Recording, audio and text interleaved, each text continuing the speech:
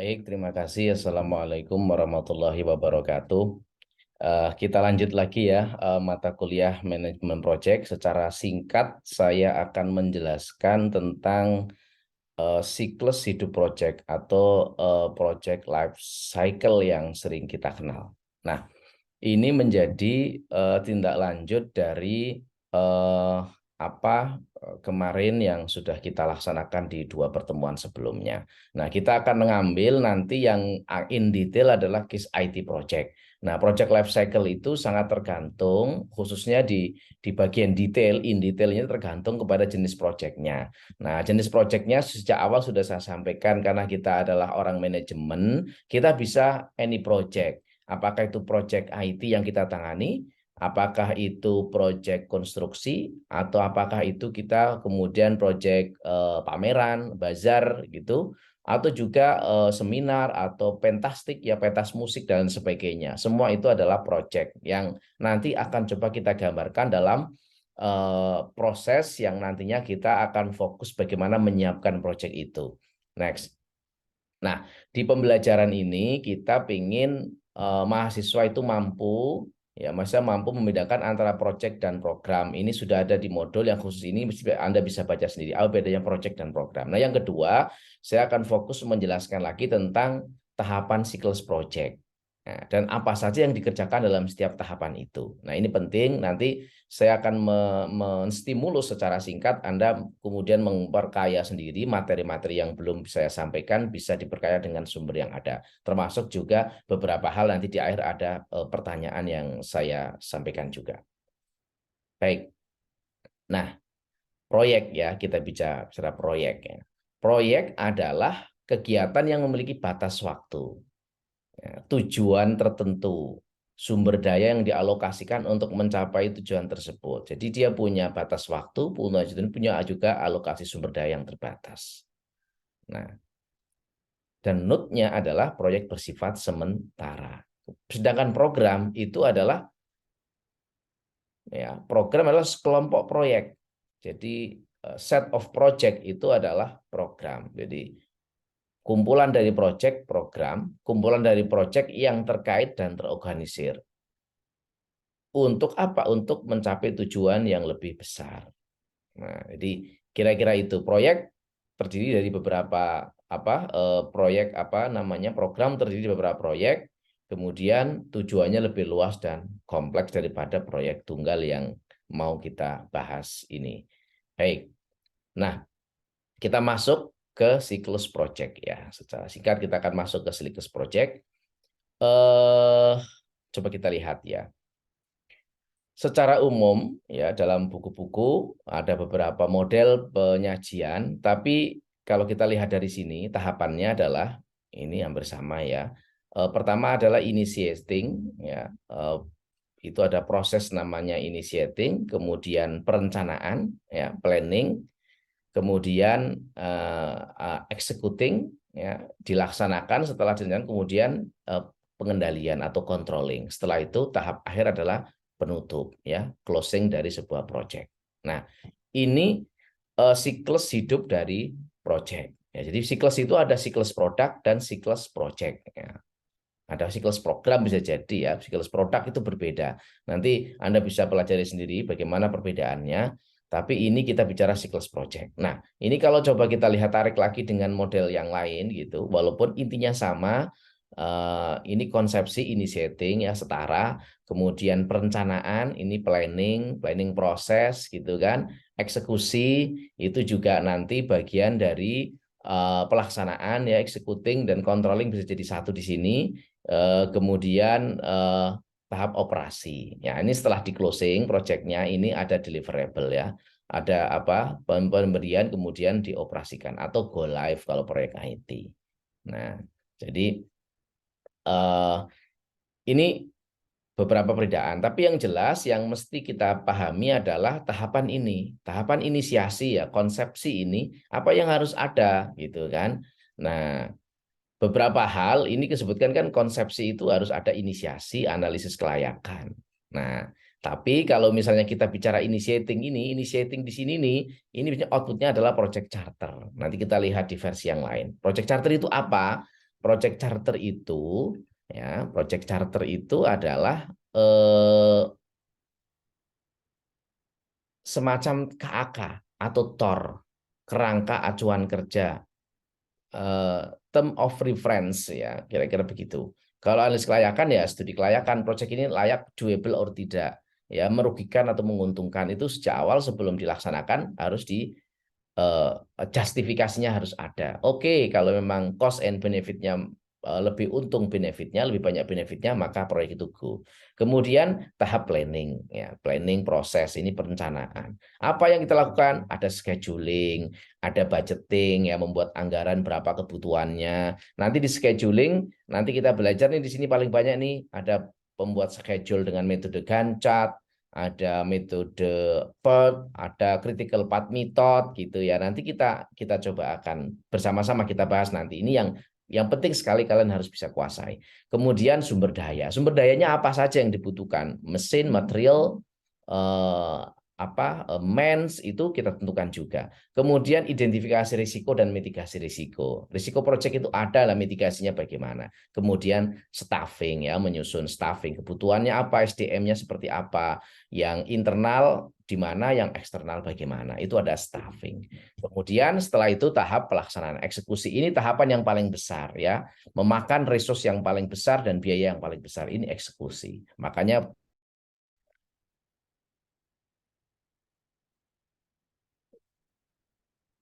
mohon maaf ya, terputus ya. Nah, kita lanjutkan lagi. Di eksekusi ini ada namanya laporan status ya, jadi laporan progres. Jadi nanti kalian kita ajari juga bagaimana membuat progres, checklist progres. Nah, perubahannya di mana, apa yang berubah, mana yang tidak, ada nggak ini perubahan dari rencana. Jadi ini performing, ini saatnya action, melakukan pekerjaan sesuai dengan apa yang sudah kita rencanakan. Ini di level eksekusi. Ada perubahan nggak? Kalau ada perubahan, bagaimana dengan kualitasnya dari kualitas bertahap? Ada masalah nggak? Kalau nggak ada masalah, is oke. Kalau memang ada perubahan, oh ternyata kualitasnya tuntutannya naik. Kemudian maka ada forecast. Forecastnya bagaimana? Kalau seperti ini, oh, mungkin ini butuh tambah waktu, tambah biaya. Oh, mungkin ini lebih cepat dan lain sebagainya. Ini disinilah kita olah di tahap eksekusi. Nah, biasanya kalau project IT itu ada tahap untuk setelah ini eksekusi, kemudian kita ada di sini ada user acceptance test. Jadi di sini ada deliverable acceptance delivery. Jadi penerimaan dari sebuah hasil. Kira-kira diterima atau tidak. Setelah diterima, it's okay semua sesuai dengan spek, maka kita mulai kita trainingkan. Jadi ada training, kemudian dokumen kita serahkan, ada macam-macam tuh. Kalau project IT ada deployment dokumen, ada technical detail design dan lain sebagainya. Ini kita serah. Kemudian juga setelah itu mungkin ada evaluasi ya, penugasan staf siapa yang akan mengelola atau menerima apa yang sudah kita selesaikan. Kemudian ada tahapan pembelajaran untuk dievaluasi. Nah, ini versi yang lain ya, secara singkat tadi, tapi ini misinya sama ya. Tadi starting the project ya, initiating, kemudian outputnya apa ya, ini desain ya, project charter ya, project charter tadi KAK. KAK kemudian baru kita persiapan, organizing and preparing ya. Nanti kan ada di sinilah tahap planning juga masuk ya. Setelah tahap planning masuk, kemudian kita outputnya apa di sini nih, project management plan. Jadi tadi itu ada apa project management plan itu ya, outputnya itu ada scheduling, ada costing dan lain sebagainya. Jadi tahap seperti yang ini, nah ini sama nih, jadwal, penganggaran, sumber daya, risiko, staffing itu bagian dari organizing and preparing. Ini namanya project management plan. Nah nanti kita akan fokus belajar di sini project management plan.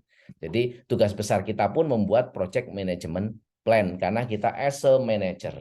Nah, setelah itu proyek dilaksanakan. Nah, jadi di akhir ada namanya acceptance deliverable. Accepted deliverable. Jadi ini apa yang kita create di project sudah kita diterima. Kemudian ada dokumen, di sini juga ada beberapa hal ya, ada pelatihan dan lain sebagainya.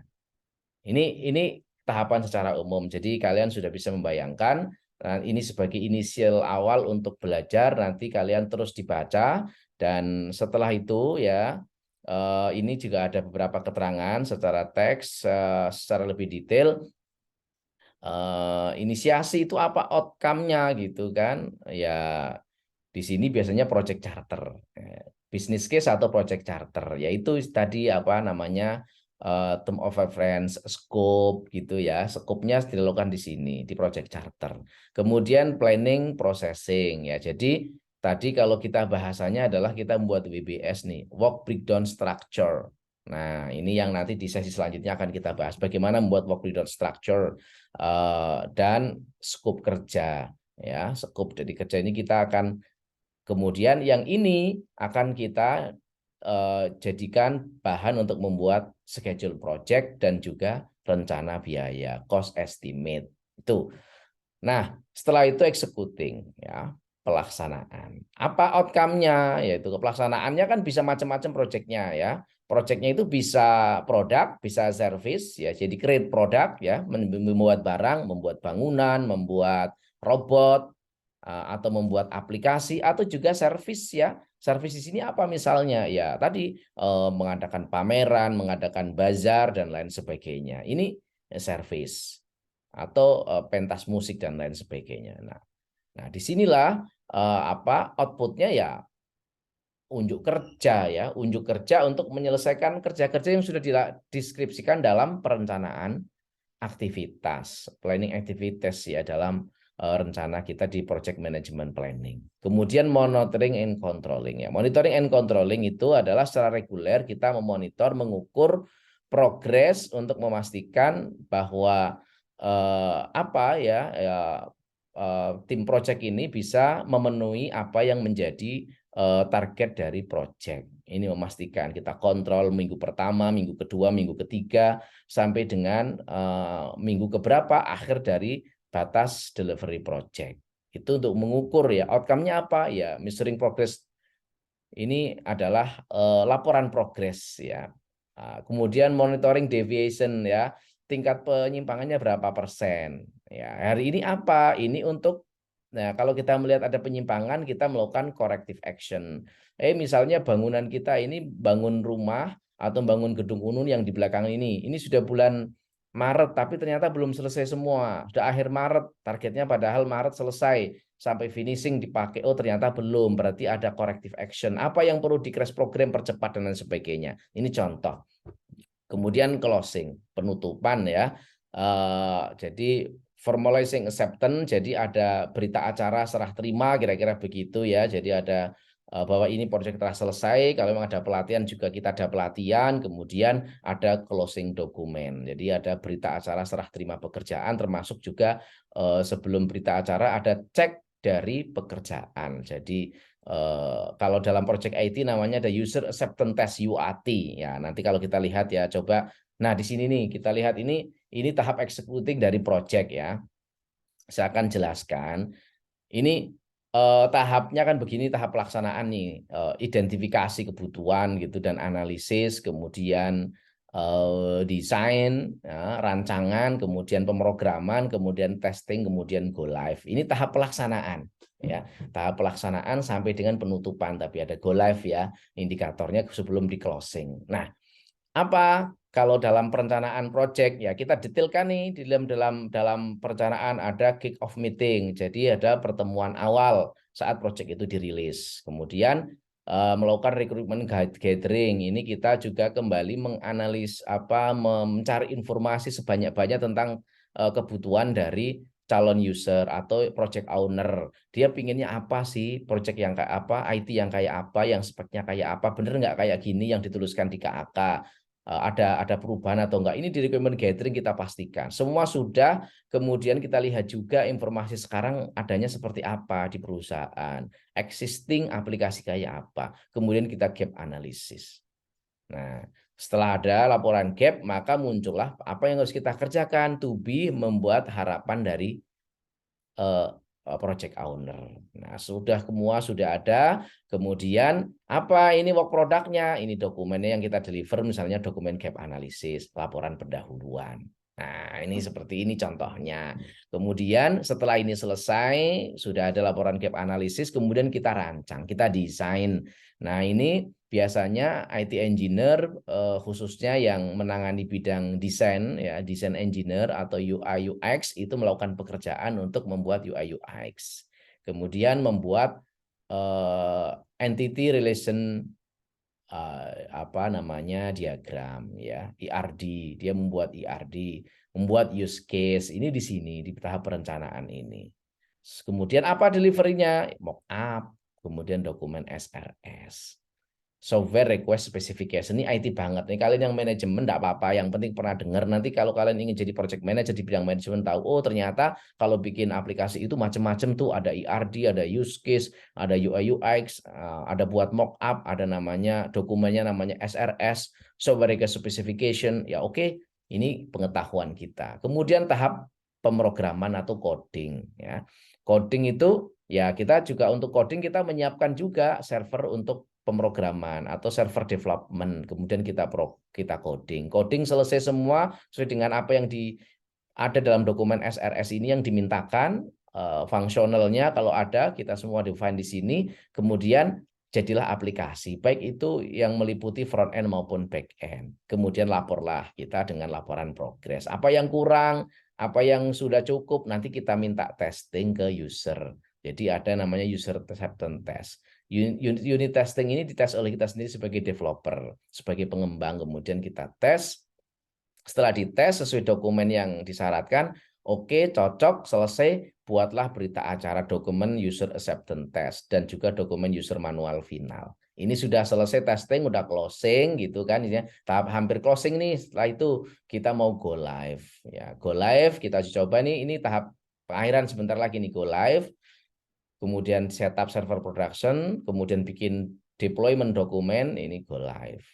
Jadi go live itu apa? Aplikasi sudah dipasang di dalam server production, kemudian digunakan oleh user dalam kapasitas untuk menjalankan usaha atau operasi bisnis. Itu go live. Nah, backupnya apa? Dokumennya, deployment dokumen. Ini berfungsi untuk kalau terjadi apa-apa atau nanti perlu ada perubahan baris. Ini kalau kalau membuat bangunan namanya ini kelengkapan dari, kalau biasanya ada detail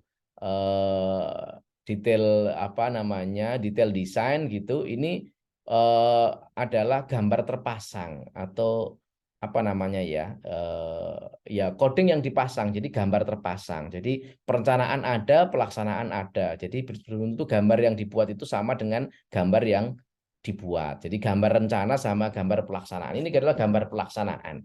Kira-kira gitu. Kita bangun gedung UNU udah gambar pelaksanaannya, instalasi apa namanya, listriknya di mana, kemudian cabangnya di mana saja, kemudian bagaimana strukturnya, kekuatannya kayak apa, gambarnya kayak apa. Pasti kadang-kadang di pelaksanaan ada perubahan. Nah, itu dibuat agar memudahkan dalam maintenance jika terjadi apa-apa. Kemudian dibuatlah dokumen final, laporan akhir. Selesai. Ini adalah tahapan. Jadi itu saya kira yang teman-teman bisa coba untuk cermati nanti di akhir, ya. Ini tadi sudah saya bilang bahwa apa, sekedar ini aja ya, presentasi dari alokasi lah kira-kira gitu.